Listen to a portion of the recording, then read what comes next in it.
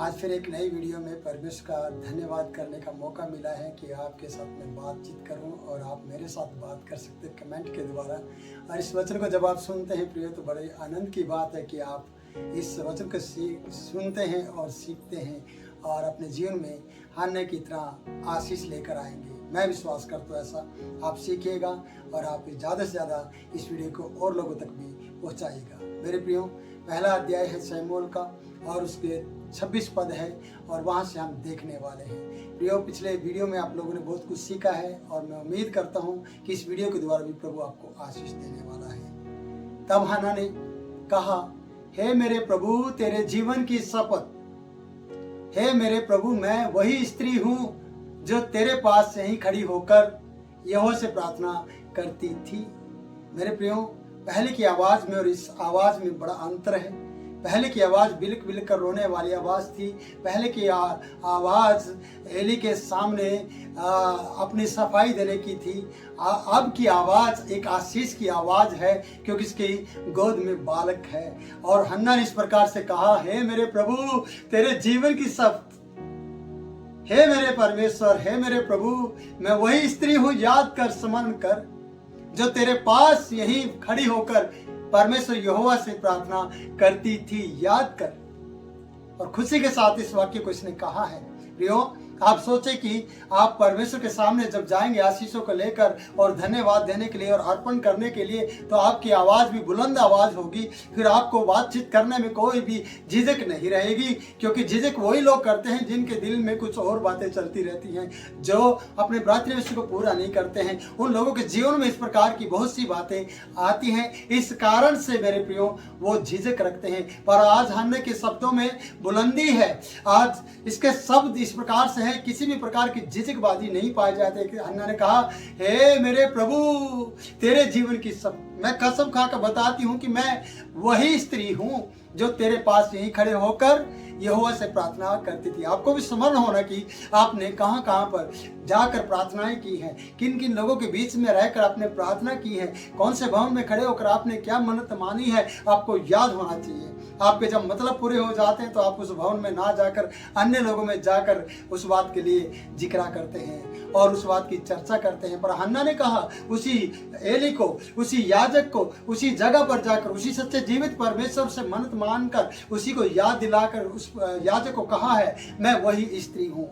मेरे प्रभु, तेरे जीवन की शपथ, मैं वही स्त्री हूँ जो तेरे पास से ही खड़े होकर यहोवा से प्रार्थना करती थी, याद कराया है। क्या आप भी इस तरीके से उन लोगों को याद करा सकते कि मैं वही स्त्री हूँ?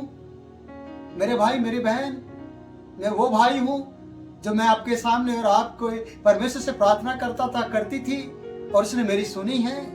और आप धन्यवाद के साथ आपकी जो आवाज होगी वो बुलंद आवाज होगी। मुझे अच्छा लग रहा है, मुझे हर्ष हो रहा है आपको बताते हो कि हन्ना बड़ी आनंदित है। हन्ना ने उस बात को स्मरण दिलाया, हन्ना ने उस बात को पूरा किया। परमेश्वर के भवन में जाकर उसने कहा, मैं वही स्त्री हूँ जो यहोवा से प्रार्थना करती थी तेरे सामने खड़े होकर। उसने ये बात नहीं कही कि आपने मुझे ऐसे कहा था कि तू नशे में है, कब तक तू नशे में रहेगी, अपना नशा उतार और चली जा। मैं वो स्त्री हूँ जिसने आपको ये कहा था कि मैं ओछी स्त्री नहीं हूँ। ऐसा कुछ नहीं कहा। इसने कहा, मैं वही स्त्री हूँ जो तेरे सामने खड़ी होकर यहोवा से प्रार्थना करती थी। एली बूढ़ा था और एली और भी ज्यादा बूढ़ा हो गया होगा। एली की आंखें धुंधला गई होंगी, एली के कान का सुनना थोड़ा कम हो गया होगा। पर ये चिल्लाकर बोलोगे, मेरे प्रभु, हे मेरे प्रभु, तेरे जीवन की शपथ, हे मेरे प्रभु, मैं वही स्त्री हूं। जोर से चिल्लाई होगी और कहा होगा, तेरे पास यही खड़े होकर यहोवा से मैंने प्रार्थना की है। 27 पद बताता है, यह वही बालक है जिसके लिए प्रार्थना की थी और यहोवा ने मुझे मुंह मांगा वर दिया है। वाह, क्या बात है। कहा, यह वही बालक है जिसके लिए मैंने प्रार्थना की थी। आपको मैं बता दूं, एली ने क्या कहा था इससे? एली ने कहा, परमेश्वर तुझे मुंह मांगा वर दे, लेकिन इसने कहा, मैं वही स्त्री हूं और मैंने यही खड़े होकर यहोवा से प्रार्थना की थी। यह वही बालक है जिसके लिए मैंने प्रार्थना की थी और यहोवा ने मुझे मुंह मांगा वर दिया है, मुझे वो पुत्र दिया है। कितनी खुशी की बात है कि इसकी बुलंद आवाज एली के कान तक फिर से जा रही है। उत्तर लेकर आई है, पुत्र हाथ में है, गोद में है, और पुत्र को उस उत्तर के साथ और उस सवाल के साथ इसने परमेश्वर के दास को बताया है। कितनी खुशी और हर्ष के साथ बात की गई है। मैं चाहता हूँ कि आपकी भी आवाज बुलंद आवाज हो जाए और परमेश्वर आपको भी बालक की आशीष दे, और आप भी उसी वक्त जाकर परमेश्वर से कहे, मैं वही स्त्री हूँ जिसने इस भवन में आकर मैंने प्रार्थनाएं की थी और परमेश्वर ने मेरी सुधि ली और परमेश्वर ने मुझे बालक की आशीष दी है। इसलिए 28वें पद में चलते हैं। इसलिए मैं भी उसे यहोवा को अर्पण कर देती हूँ। यहोवा ने मुझे दिया और मैं यहोवा को अर्पण करती हूँ, मैं यहोवा को उसे दे देती हूँ। किसे कहा? याजक से कहा, एली से कहा। एली ने पहली बार जिंदगी में देखा कि कोई अपने बच्चे को अर्पण करने के लिए लेकर आई है। खुद एली के बच्चे वहां पर अपने जीवन को अर्पण नहीं कर पा रहे थे, समर्पित नहीं थे उसके बच्चे, वो कुकर्म में अपना जीवन जी रहे थे। वो वहां पर काम करने वाली स्त्रियों के साथ कुकर्म करते थे। वो मनमानी तरीके से भेंट को खाते थे, मनमानी तरीके से परमेश्वर को चढ़ाने से पहले उस भेंट में से उठा लेते थे। लेकिन ये पहली स्त्री, इसने देखा कि मैंने यार इसके ऊपर शक किया और मैंने इसको इस तरीके से देखा, और ये स्त्री इतने बड़े दिल की, हृदय के रखने वाली स्त्री है जिसने अपने बालक को यहोवा को दे दिया और अर्पण कर दिया। और ये स्त्री कह रही है, यहोवा ने मुझे मुंह मांगा वर दिया है, इसलिए मैं उसे यहोवा को अर्पण कर देती हूं कि वो अपने जीवन भर यहोवा का बना रहे। हालेलुया! यहोवा का बना रहे जीवन भर। परमेश्वर ने मुझे पुत्र दिया और मैं उसे यहोवा को जीवन भर के लिए अर्पण कर देती हूं और यहोवा का बना रहे। तब उसने वही यहोवा को दंडवत किया। दंडवत जानते हैं? परमेश्वर के सामने झुक गई, लेट गई परमेश्वर के आगे और उसने दंडवत किया और इतना बड़ा समर्पण करने के बाद कहा, मैं वही स्त्री हूं। प्रियो, आपको स्मरण कराना है, आपको याद दिलाना है उस याजक को भी, और उस याजक को भी कहना है, परमेश्वर के दास, मैं परमेश्वर को भूली नहीं हूं, मैं आपको नहीं भूली, मैं इस घर को नहीं भूली, मैं आपकी प्रार्थनाओं के लिए तुझे धन्यवाद देती हूं, आपको धन्यवाद देने आई हूं इस बालक के साथ। और खाली नहीं, मैं भेंट लेकर आई हूं। लदे हुए 40 ऊंट एलीशा के सामने खड़े थे। उसने किसी भी प्रकार का कोई लालच नहीं किया, जो उसने बोलना तो उसे बोला है।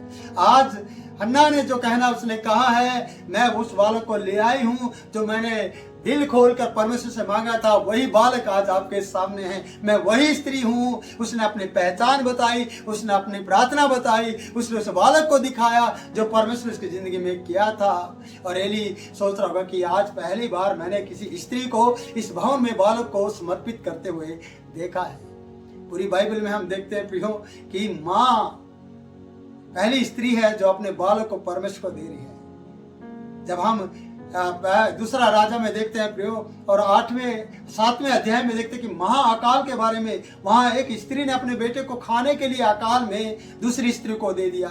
जब इस स्त्री ने उसके बालक को मांगा तब उसने नहीं दिया। एक दूसरे को खाने के लिए बालक दे दिए, पर परमेश्वर की सेवा के लिए कोई भी बालक देने के लिए तैयार नहीं है। पर यह पहली हन्ना है जिसने अपने बालक को परमेश्वर को अर्पण कर दिया ताकि वो उसका दास बन जाए, वो उसका बेटा बन जाए। मेरे बेटे से अच्छा है परमेश्वर का बेटा बनाना, अपना बेटा कहने से अच्छा है परमेश्वर का बेटा कहना। प्रियो, अपना पति कहने से अच्छा है परमेश्वर का दास कहना। बहुत से स्त्रियां, बहुत से लोग अपना अपना करके संभाल नहीं पा रहे हैं, अपने बच्चों को नहीं संभाल पा रहे हैं, अपने पति को नहीं संभाल पा रहे हैं, अपने पत्नी को पति नहीं संभाल पा रहा है, माँ बाप अपनी बेटी को और बेटे को नहीं संभाल पा रहे हैं। कारण क्योंकि वो अपना मेरा करने के कारण से वो कुछ भी संभाल नहीं पाते हैं। प्रियो, जिस दिन आप कहेंगे परमेश्वर मेरा नहीं तेरा है, ये बालक मेरा नहीं तेरा बालक है, ये बेटा मेरा नहीं तेरा बेटा है। जब हम एलीशा की कहानी में देखते हैं एलिया के समय में कि तेरा दास मेरा पति, जिसका वो कर्जदार था, एलीशा को उसने कहा तेरा दास मेरा पति।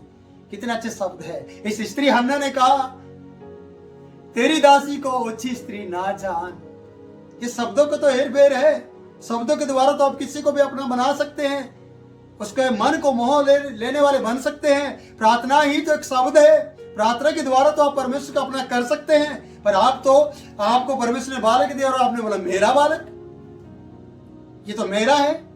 आदम की हम इस गलती को देखते जब उसने कहा अरे किसने फल खाया, बोला मैंने नहीं खाया फल, जो स्त्री तूने मुझे दी थी उसने फल खाया और मुझे भी खिलाया, तूने दी थी उसने खिलाया।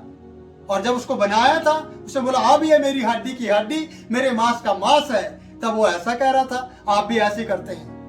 आप सावधान हो जाएं कि आपको किस तरीके से बात करना चाहिए, आपको आदर करना चाहिए परमेश्वर का। हन्ना ने आदर किया एली का, हन्ना ने आदर किया परमेश्वर का। हन्ना इंतजार करती रही जब तक बच्चा दूध नहीं छोड़ेगा मैं उसे परमेश्वर के पास नहीं ले जा सके, और जब ये दूध छोड़ देगा मैं परमेश्वर के पास उसे ले जाऊंगी और खाने नहीं बच्चे समेत भेंट ले जाऊंगी। और वो भेंट लेकर गई और अपने बालक को वहां पर अर्पण कर दिया और एली को सारी बातें बता दी। आज आपको भी दिल की बात खोलकर और अपने समर्पण और अपने मन्नतें जो आपने कबूली है उसको बताते हुए परमेश्वर के भवन में जाना है और याजक को भी जताना है कि मैं वही स्त्री हूँ, मैं वही भाई हूँ जिसको परमेश्वर ने आशीष दी है। प्रभु इन वचनों के द्वारा आप लोगों को आशीष दे। ये 10 मिनट आपकी जिंदगी में आशीष लेकर आए।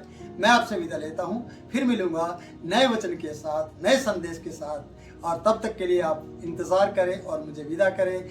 जय मसीह की।